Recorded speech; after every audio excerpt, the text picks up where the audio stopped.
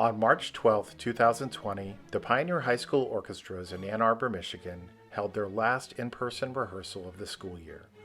We were less than 2 weeks from performing at our 64th annual concerto concert, an event which is among the biggest events of our school year. It is a celebration of our senior class, alumni, and our rich musical history in our community. The night before, it was announced that school might be closing down in the very near future to help reduce the spread of COVID-19 in our state. On a whim, our orchestra decided that we would put up a few cameras, create a stage in the orchestra room, and perform complete run-throughs of our concertos, which is something we had not yet done.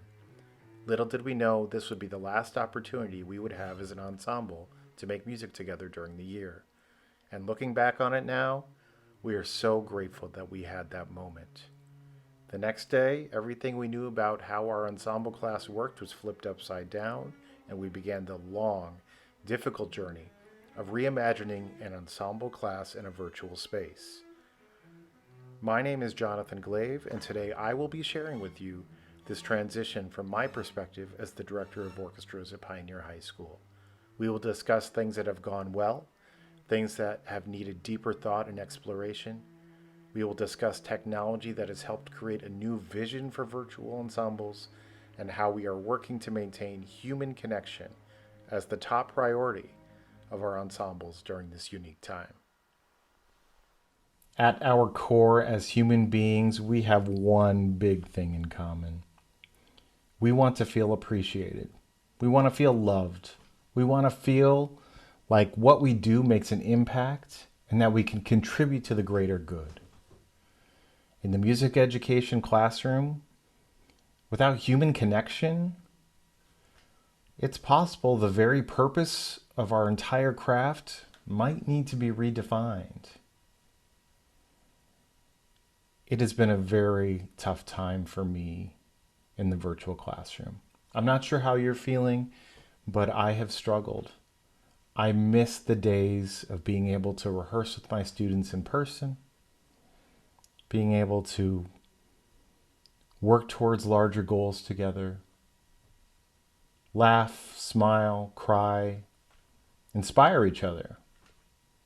I just miss the human connection. In this presentation today, I'm going to tell you a little bit about my journey in virtual learning and how to maintain human connection in music making during this very difficult time. I definitely do not have all the answers, and every day I feel like a first-year teacher, and I'm sure someone out there relates to me on that. However, there are small but meaningful things we can do right now to maintain human connection in our ensemble classroom. Maybe the level of excellence that you're used to, maybe that's just taking a different shape right now. Maybe we need to let a few things go to help build someone else back up. Let me show you where we began our journey with virtual learning at Pioneer High School last March. Take a look. Terrible. I'm going to unmute all of you, and we're going to try to play a scale together at the same time. This is going to be so bad. It's going to be awful, and we have to try it. All right, here we go. It's going to be a G major. G major. I am pretty sure I am not the only teacher that started their Zoom rehearsal this way. We had to just experiment. We had to try. Throw things against the wall to see what would stick. This is the result of our first experiment. 1, 2, ready, go.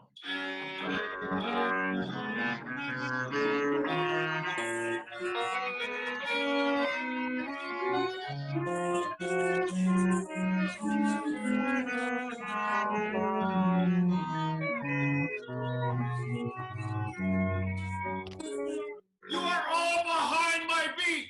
You are so behind my... I'm just kidding. Okay. After a few fun moments like this, it was very clear to me that we had to move our curriculum forward in a new way. We were no longer going to be an ensemble in the traditional sense. So what I'm going to show you now is what we decided to do to organize ourselves to help try to move the curriculum forward, but more importantly, continue enriching the lives of our students through music.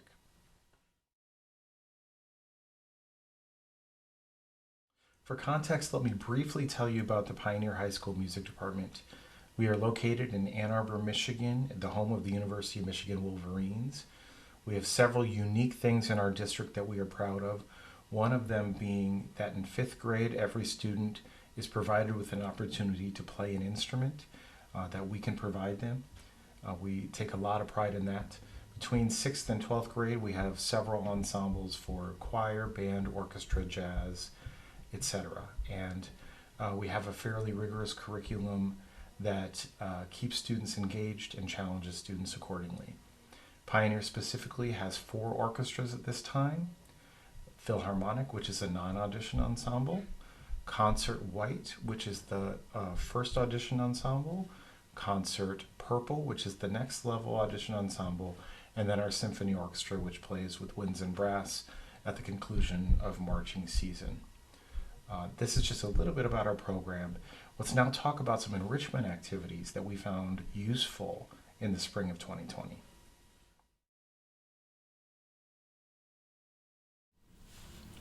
For several years now, the Pioneer Orchestras have assignments that fit in 3 categories: musicianship, citizenship, and friendship. The musicianship assignments are exactly what you might think they are. It's about technique building, it's about playing excerpts, it's about analyzing music and score study and all of those skills that are included in musicianship. For citizenship, this is more about going out in the community and using your music for good. For example, playing at a nursing home or at a hospital, or maybe organizing a quartet that could go play at a local business. And finally, of course, there are friendship assignments. And this is basically to take care of each other through mentorship programs, to play in ensembles with people you might not know, and develop close connections with the tool of music. So those 3 things are going to be a thread you see through these next examples of enrichment in the spring. Now, when we got to the spring of 2020, there's a lot of discussion about if we can move a curriculum forward when we're not sure if every student can participate. You know, some instruments might have been broken, some family members may work nights and then the student can't play their instrument at home during the day. It would be disruptive. And so there's a lot of discussion around enrichment versus assignments. Eventually we got towards moving the curriculum forward with assignments, but early on it was all about enrichment. So we put together a few categories. Our citizenship and friendship assignments were here. Students helped me create this list, and I'm going to highlight a few and then I'll show them at the end. So one of the assignment ideas was for students to use FaceTime or Skype and call a family member and perform a song for them as a way to brighten their day. This was a simple thing they could do once a week to just kind of lighten everybody's spirits. Another thing our students did was they held 5-minute concerts in their living rooms for pets, siblings, stuffed animals, etc. They could perform solo works, excerpts, and they had to record proof of that and upload it. That was another option. Some of our students held concerts on their driveways or their porches and invited passersby to enjoy at a distance, of course, and they recorded proof of that event.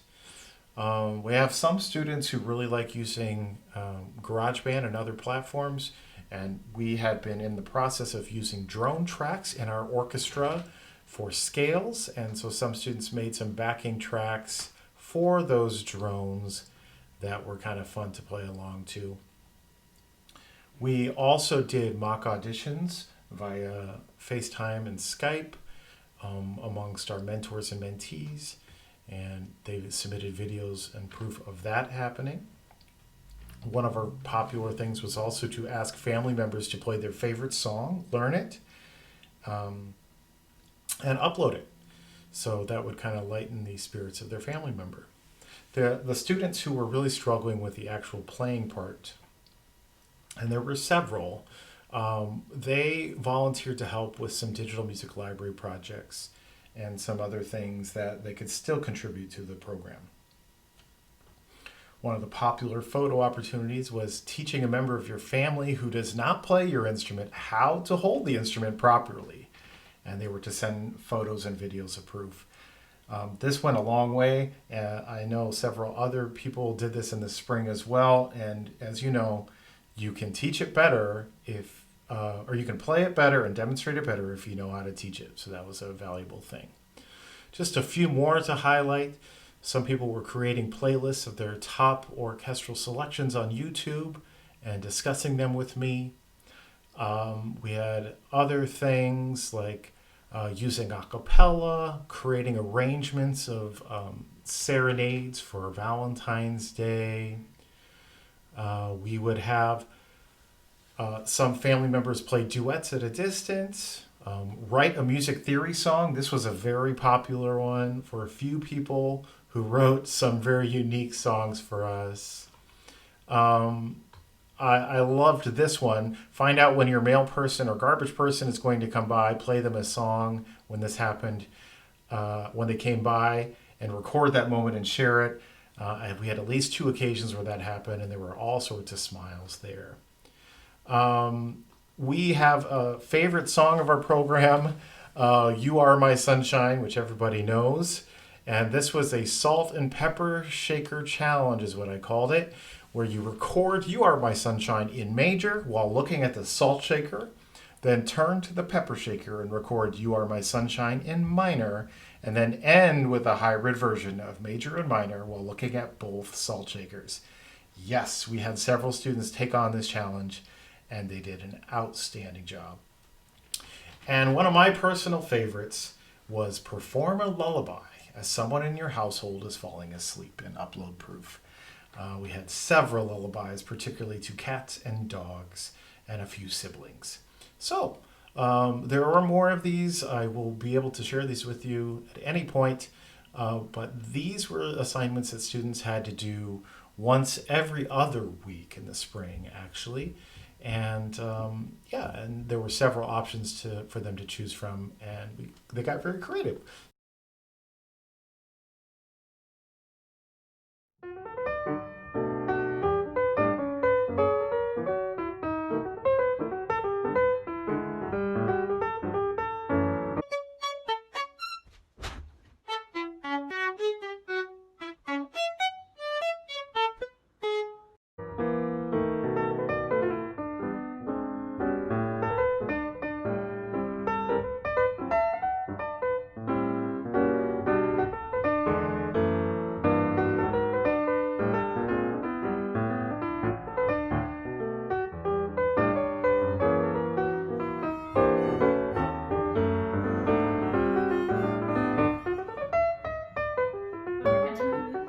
Yeah, just like right here, and then hold your other hand right here. Okay, and then you're gonna take it down just like I did. Wait.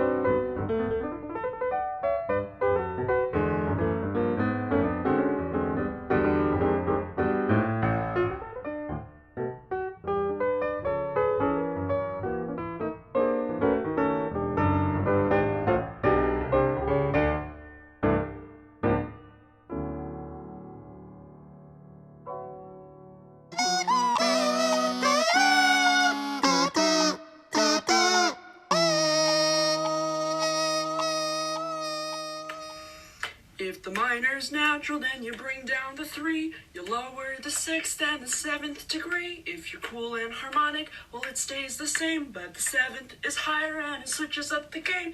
If you're in melodic, well, and you're on your way up, the 3 is lowered on its own. But on the way down, well, then it gets groovy, cause it's 3, 6, 7 down low. Still got it.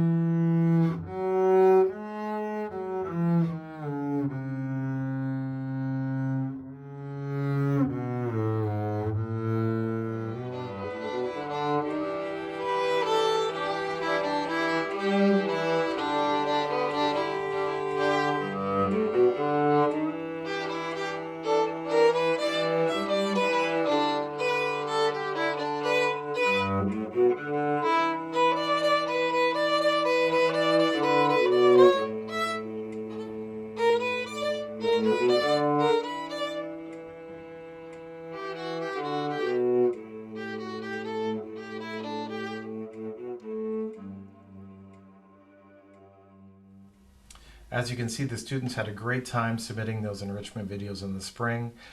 I would make summary videos of what they did every week, and I would send it back to them, and we'd have watch parties, and we'd discuss them, and it was simply a way to keep connected. At some point in April, we were given the instruction to start moving the curriculum forward. Now, this made us all very nervous because we knew several students weren't connected yet. We know some students had instruments that were broken, so every assignment had to have ultimate flexibility, but we also knew we had students who were looking for a challenge. So I'm going to show you now a document I built with some of my favorite musicianship assignments from the spring of 2020. I'd now like to briefly cover the musicianship assignments that I had in 2020.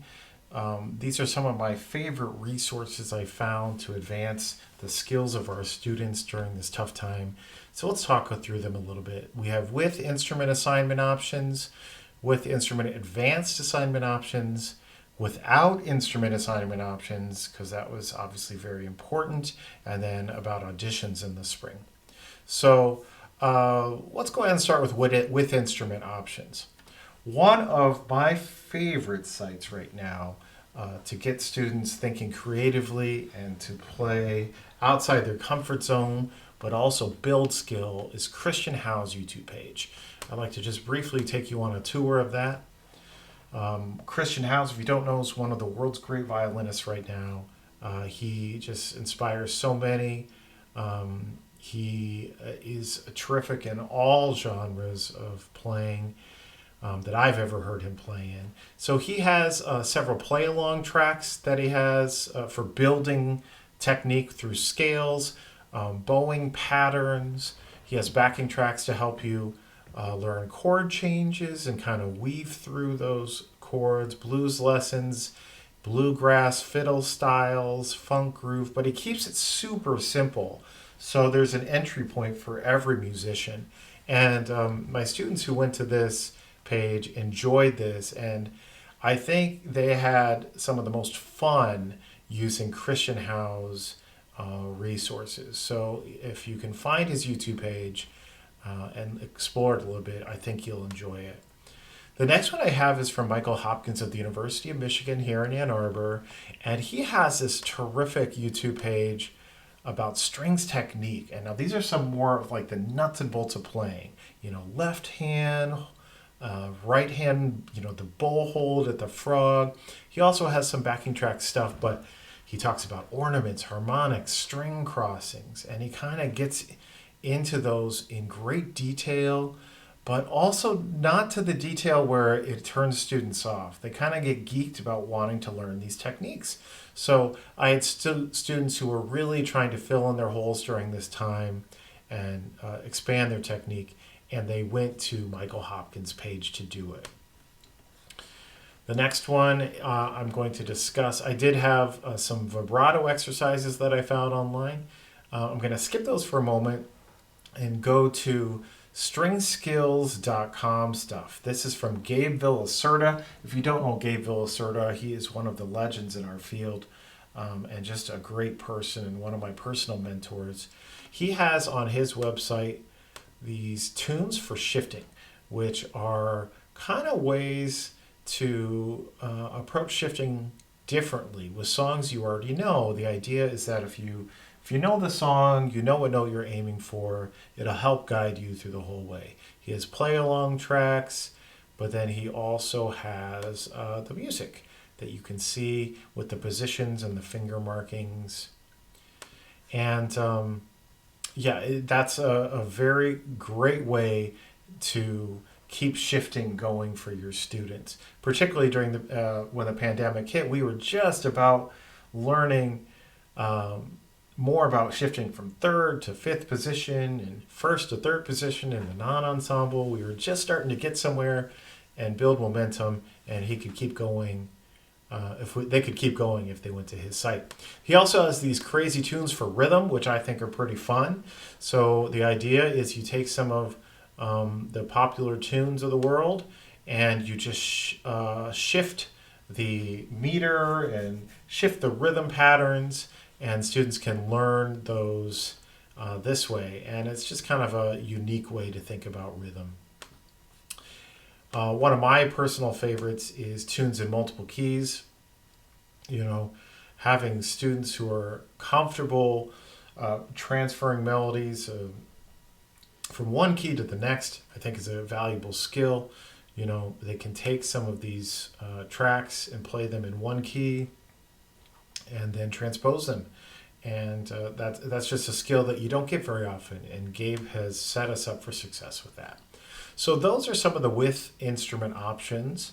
With advanced instruments with advanced options, there were some students who just like, give me more, give me more. So we did our best to find those. I found this great 16-minute video on different violin bow strokes at violinlounge.com, and I had a few students take on the challenge of learning each of those bow strokes and playing them for me, and I thought that was kind of cool.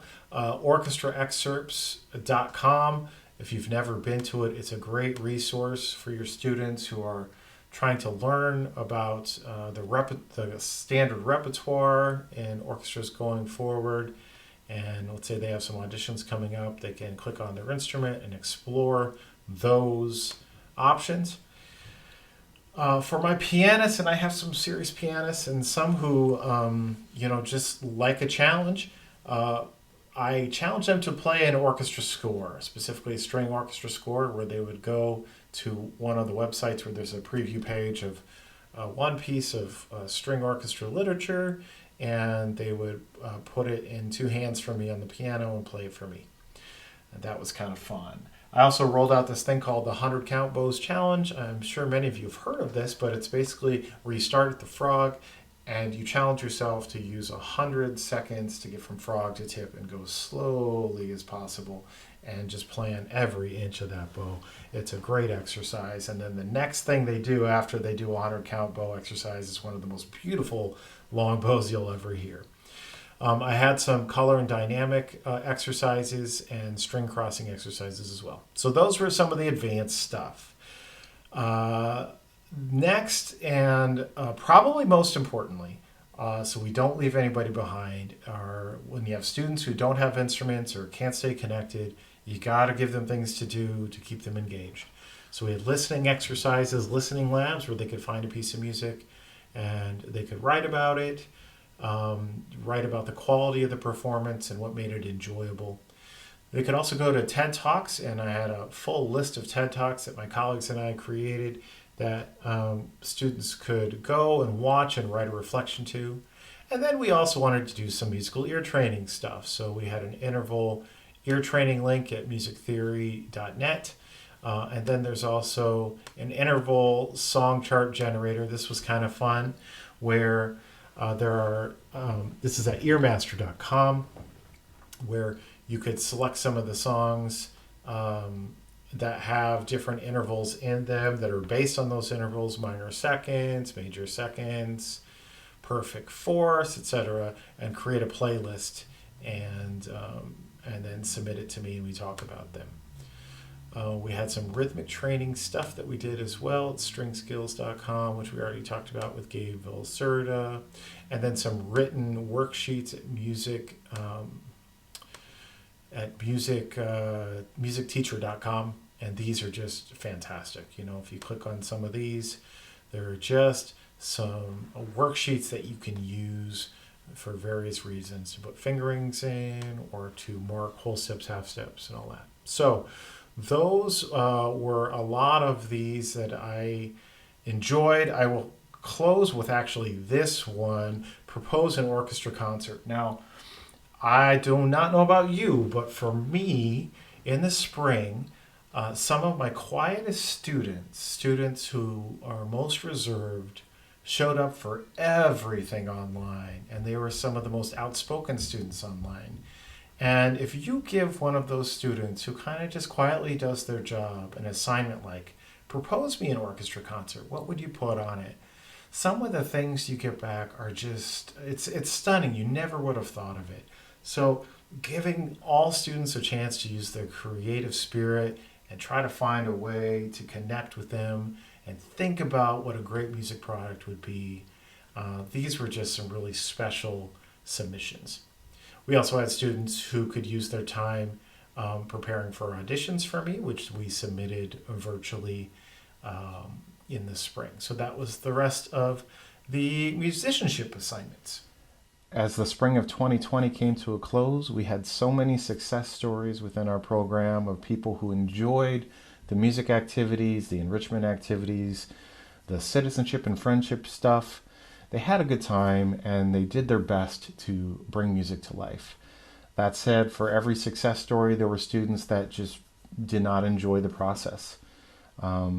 As we all know, students want to play with their friends. That's the whole point of being in an ensemble, to make that connection. So I took all of their advice and their feedback to heart about what they enjoyed and what they wanted different, just in case we came back virtually in the fall. And I started researching ways in which we could make human connection in music. In late June, I came across an application called Upbeat Music app. And this was a tool that when I first saw, I knew could be helpful and useful for our classroom. Let me show you a brief demo about the application first, and then I'll talk about how I'm using it in the program. So this is Upbeat Music.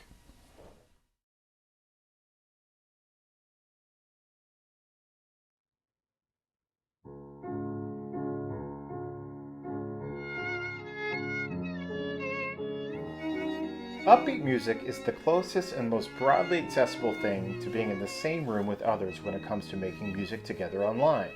What happens is you enter into a video chat room like Zoom, but when it comes time to make music, each participant records themselves and the app turns it into a synchronized collaboration that you can then review.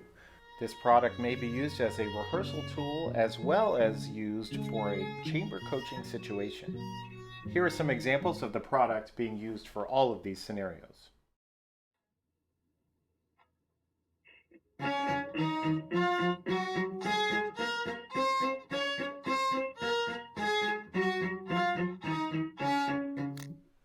I'm going to go ahead and put a metronome on here at 100, and I'd like you to speak the rhythm, please, using 1 and 2 and as we go across. I will count you in. Here we go. 1, 2, ready, go. 1 and 2 and 1, 2 and 1 and 2, 1 and.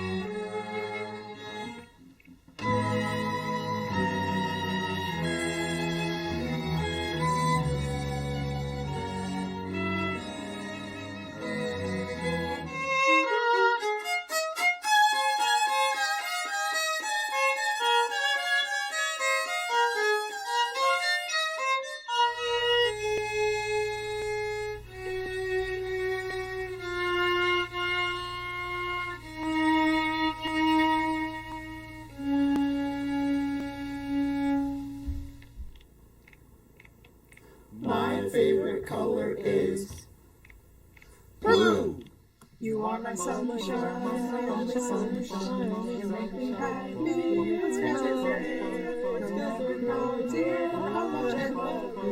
Please don't take my sunshine away. On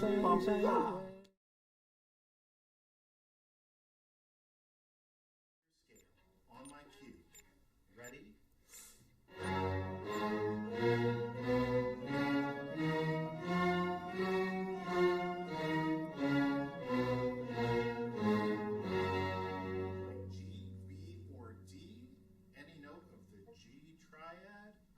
Ready, go.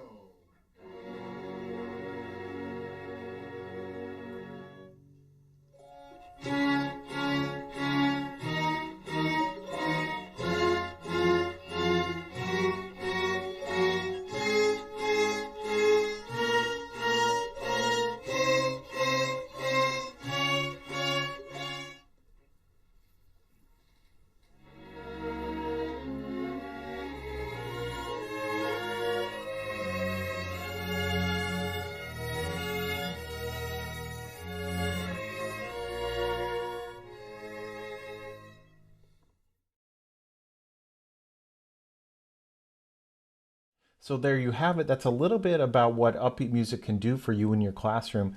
The remainder of this presentation, I'm going to be going much more in detail about how to use this application to rehearse and plan for concerts, etc. But I'd like to pause here for a second and just let you know that they do have educational pricing on their website. The Ann Arbor Public Schools has 2,600 accounts that they're using for grades 7 through 12 band, orchestra, and choir, and it's been going really well so far. Like with any new technology, there is a learning curve, but our students are doing a really, really nice job. So let's go ahead and get started by diving a little further in. But before we get too far, I'd like to show you the interface and how it works and what is possible. So here we go.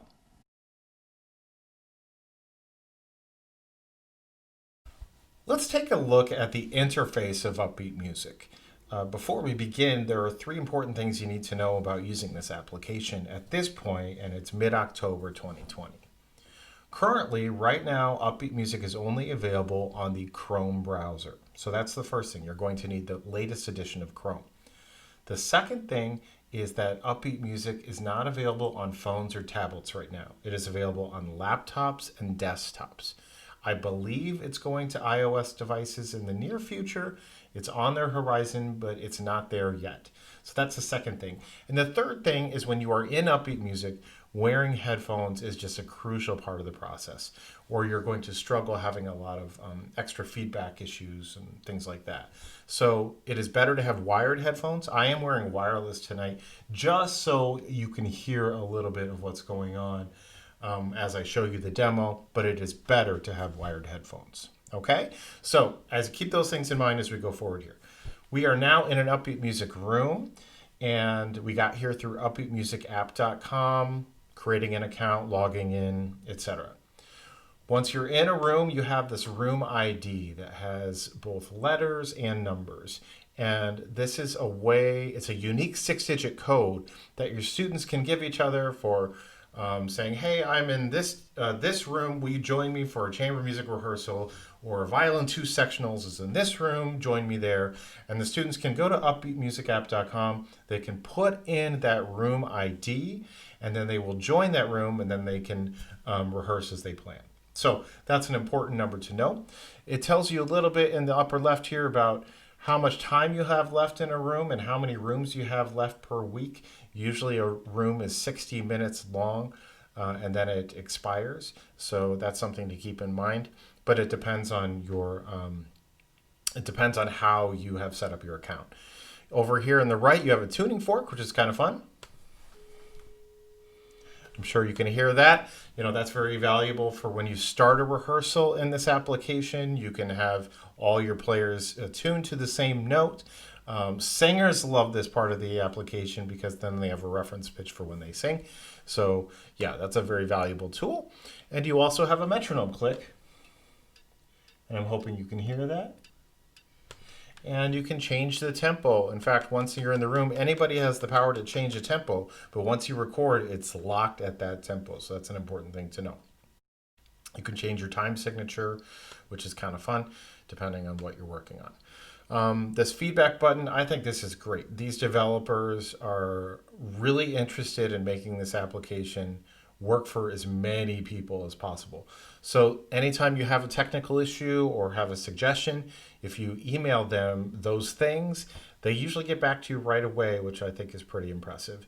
And sometimes you may request something that'll show up in a few weeks. So it's a pretty cool thing to know.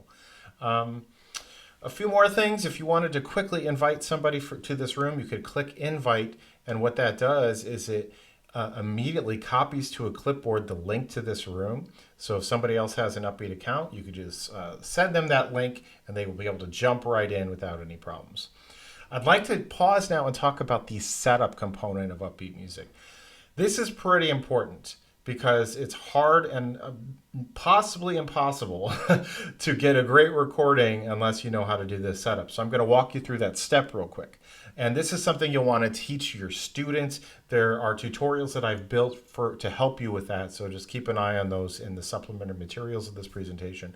But I'm going to show it to you now live. When you need to do a setup, you click Setup. It's going to remind you that it's best to have wired headphones. And what we're essentially doing is going to hear we're going to hear an 8-note count in, and then we are going to clap 8 times. And what we are doing is what we're calling calibrating our microphone, our internet connection to the application itself, in layman's terms. So let me show you how that works. You're going to hit get started. You're going to show up in this recording setup area. You're going to hit start recording, and you're going to hear a count in.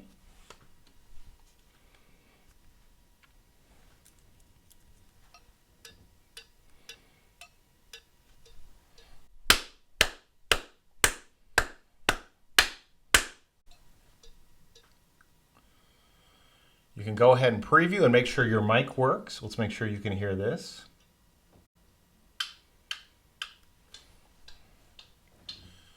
Clearly the mic works pretty well there, so we're going to go ahead and hit continue.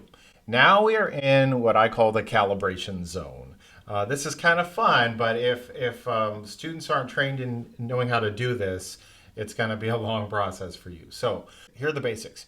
Your recording is in yellow. So what you see here are essentially sound wave files, or sound waves, and we're calling them sound waves. And we're going from left to right, and you can drag where your sound lands.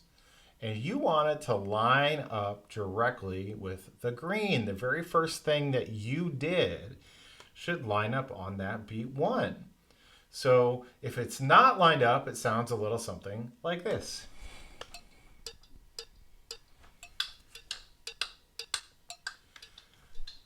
Sounds like chaos, doesn't it? So we're going to want to fix that. Let's drag it and see if we can get it closer. Now you have a visual component, but you always want to check it aurally as well. So let's listen.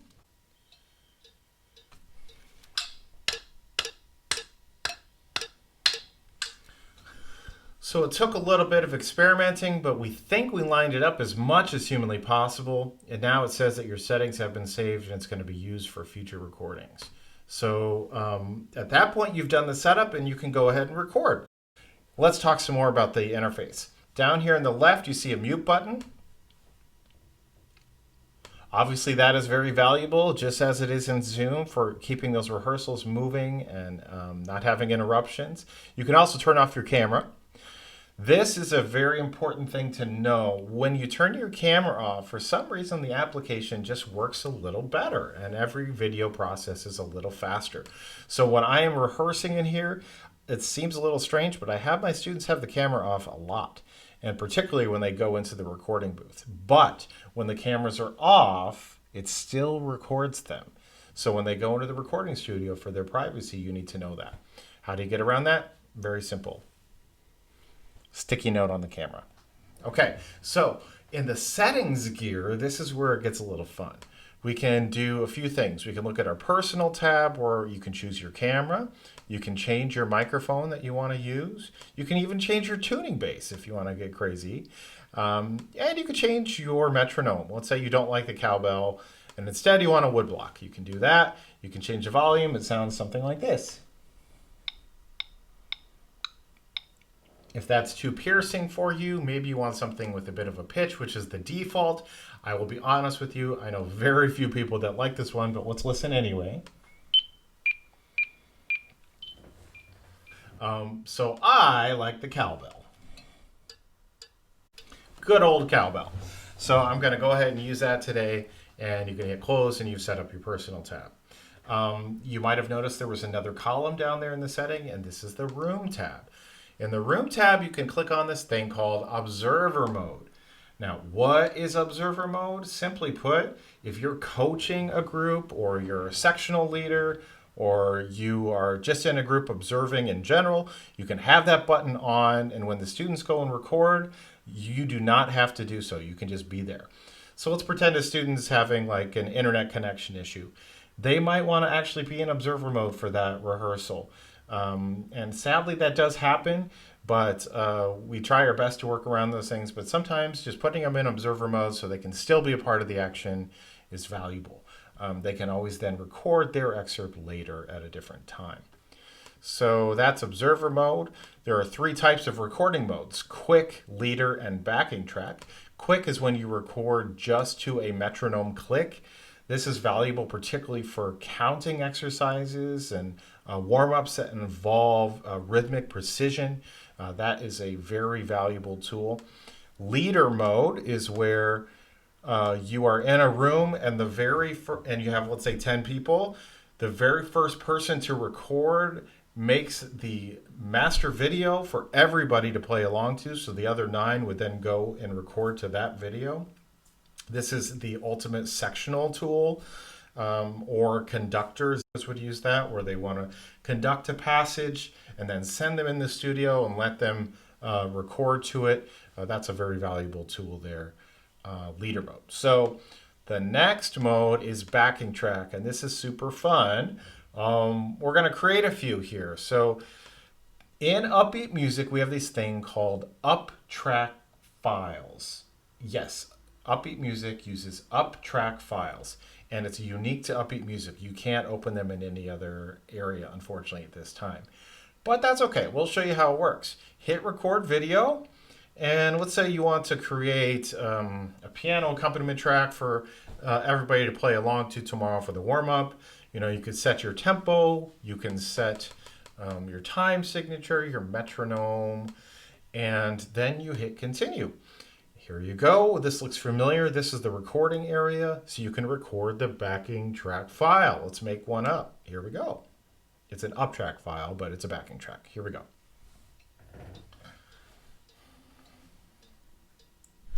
I am an UpTrack file. Yes, I am an UpTrack file. So that was fun. That would be our backing track. Okay, let's pretend we love that. You're going to want to calibrate that just like everything else. Preview and make sure it lands on this beat 1. And it did just fine there, so hit done. Let's call it backing track fun 1. Naming these in a way that you'll remember is important.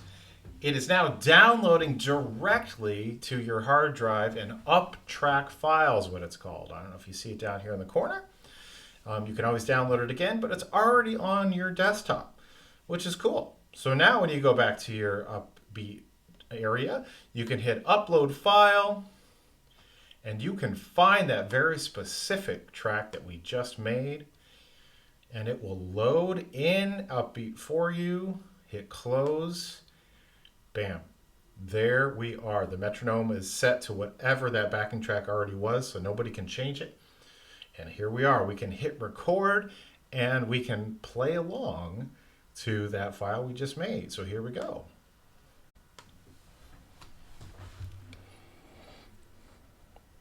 I'll let you hear it too.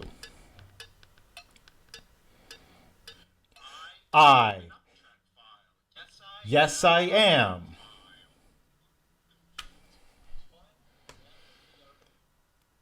There it is. So we just made kind of a little counterpoint moment there. We can preview it. For time's sake, I'm going to keep going here. We can calibrate it, make sure it lines up. I am an UpTrack file. Yes, I am an UpTrack file. Once it's aligned, you hit done, and we are making an MP4 just like before. You can then watch it as a group, and you can talk about it.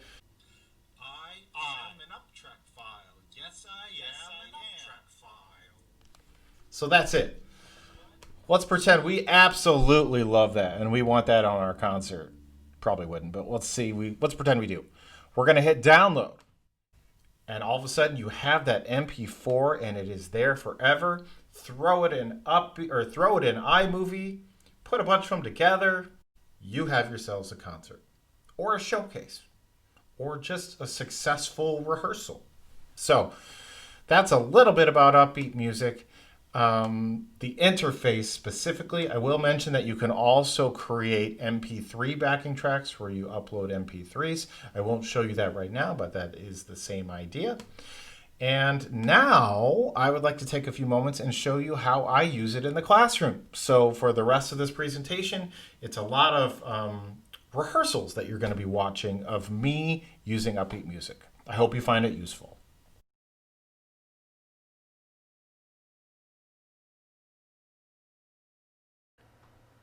After we have tuned, warmed up, given announcements, reflected on music, and rehearsed a bit in Zoom, we jump over to Upbeat time at the conclusion of almost every single rehearsal.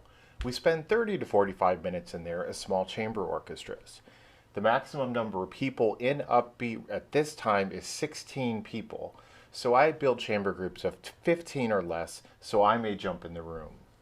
You'll be noticing in the chat here that the leader is getting everybody organized.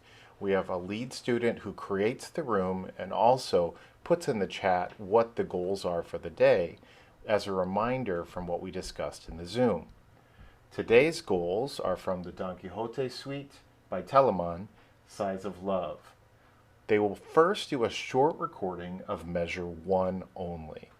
The reason we do a short recording first is to test the calibration of each player within the application to ensure their Wi-Fi is working properly. Occasionally a student will have struggles with this, and it is always unfortunate, but that student could then go into observer mode and play along, or they could upload and record their own part on their own time. After the first recording of measure 1, I have students record from measure 1 to 10.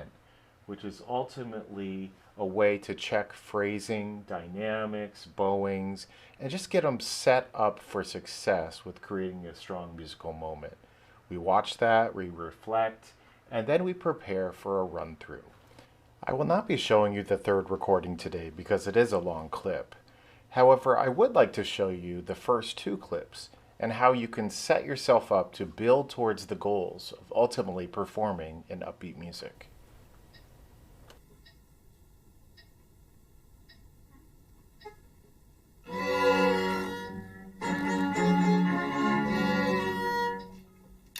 After a few trials to make sure our calibration was correct, we discussed the importance of having our first note in tune and also ensuring that we were subdividing so we would land measure 2 on time. We then went on, rehearsed a little bit of measure 1 through 10, and the next thing you will see is the first recording attempt of that measure 1 through 10.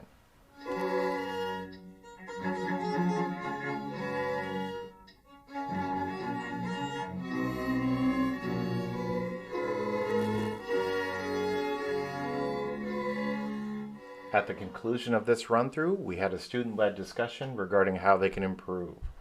A few areas we discussed were some wrong notes that were being played that if you were to play alone you might not notice, but now that we're hearing everybody in the ensemble, it's pretty clear where that happened.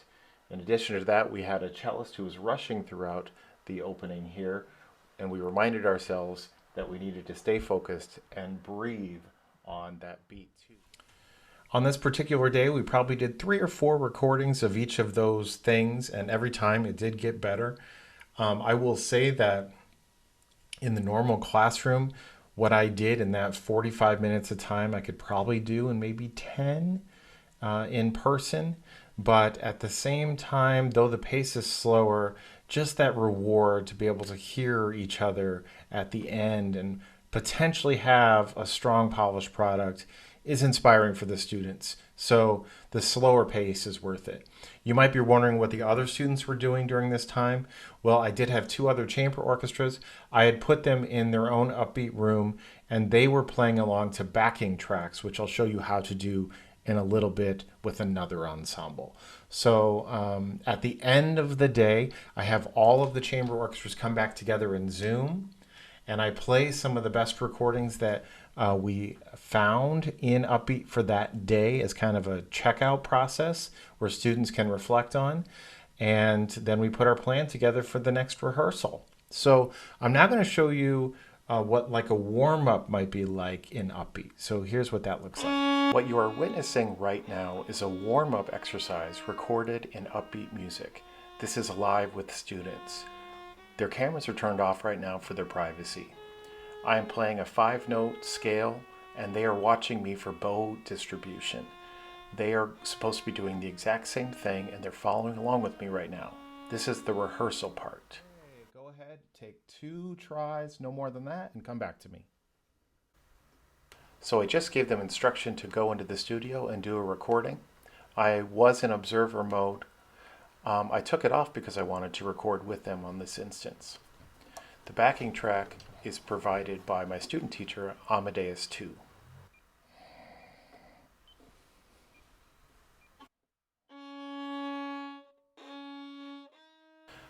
At this moment in time, all students are recording to this track, and it will merge into an MP4 when we are done. Okay, it looks like it's converting, and hopefully this is the one we want. This moment where all students are sitting and waiting for the video to convert is a very valuable time. In the chat, we often discuss what went well, areas of improvement, and we predict what it's going to sound like. It's a fun moment to connect. On 1 and 3. Ready, go.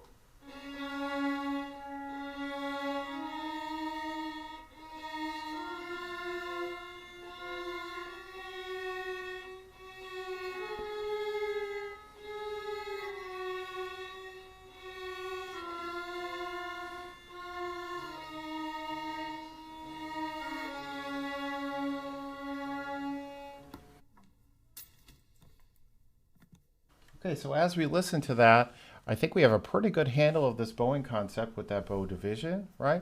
We want to make sure we spend 2 lengths of the bow for the first note and then the last third for the next note. And this is going to be very important for the chorale that we play in the coming days, okay? As you can tell, we did not have enough time to do a reflection at the end of this class, and we had to quickly move on. So we went ahead and watched it the next time we had a rehearsal, and the students were able to give feedback at that time. You will notice a few things about the video besides the faces being blurred for their privacy, but also some of the boxes are completely grayed out or have green over them. And that is simply because we have some students who have major privacy concerns. And that is something we all need to take incredibly seriously. Our communities and our students, we don't know what's going on the other end of these cameras. And we need to make sure we respect their privacy as much as possible. As a music teacher, you know, we would love to be able to see that bow. We'd love to be able to see the left hand. But the fact that they are there and they're actively participating means more than anything right now, and we need to keep that in mind. Let's go ahead and watch what a sectional would look like within Upbeat music. What you're looking at right now is a second violin sectional of one of my concert orchestras. I gave them just a little time to be practicing on their own within Upbeat. Now what I've done for them is I've preloaded a backing track for them. So they are in the recording studio and they're playing along to this video and this performer. So they hit start recording. You will not be able to hear this because I'm wearing headphones, but I assure you it's a video of a performer.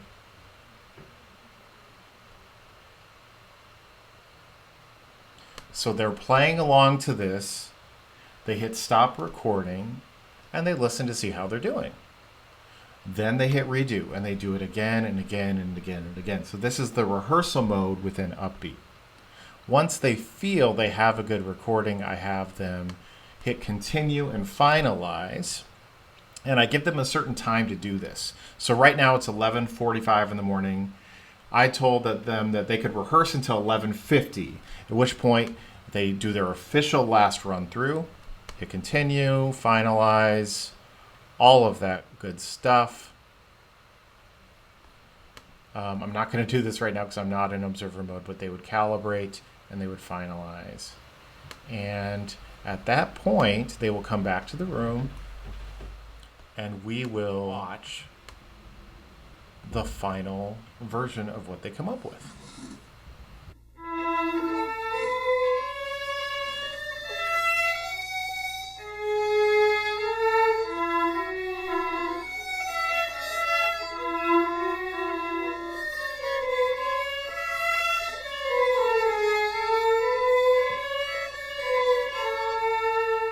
What I hope you witnessed here was that the students, though not perfect, were definitely working towards a unified goal.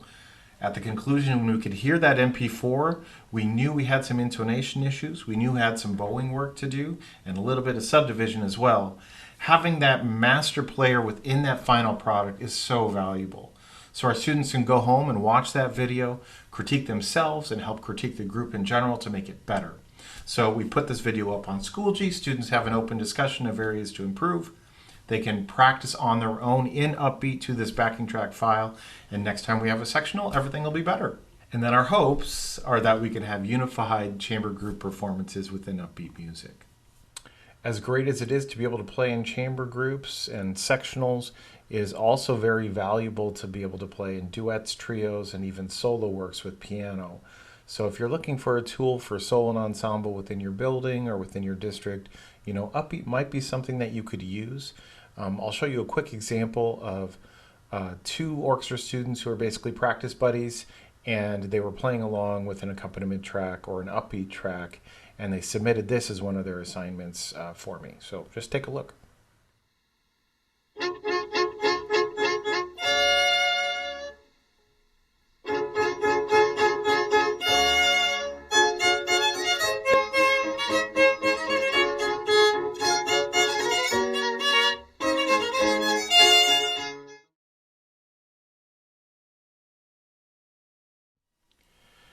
I'd like to mention that it is very important to have an organized uptrack file system. I know it seems kind of easy that you make a backing track, you store it, and you're done. But with uptracks, they only open in Upbeat Music. So there's a complication there where students have to download the uptrack file, and then they have to re-upload it into Upbeat for use. So I'd like to show you how we organize them at Pioneer. We have a document that we've created with a link to all of the backing tracks that are in a Google Drive. We have the title of the track in the far left, what it's called. We have the summary of the activity that you will hear. Then we have the technique or the song selection of where it's from. Once again, the link, what it was led from, what instrument, violin, viola, cello, piano, conductor. We also have the teacher that played that track, what ensemble it is for, and then the duration of that track. This is how we currently organize our files. And as you can see, there are so many that we are working on right now. And this is over the course of only about a week and a half. So that is how we organize it at Pioneer. We'll make sure you see a sample in the handout of this presentation. I'm also going to share with you the Google Drive space and what that looks like. So it's a Google Drive folder, and they're separated by ensemble for us, and then a few other special projects. And how it works is you can click on the folder. Students have access to these, and they can download those uptracks. So let's go ahead and download Attack of the Windmills, the piano backing track. We'll just double click it, download. And now it'll be on their machine, and you can show students how to do this. And then at that point, when you get into your Upbeat room, you can go ahead and upload it into Upbeat Music, and students can practice on their own time, or they can record during class. Keep a close eye on how you organize it. I think it'll be very valuable if you have a system that works for you.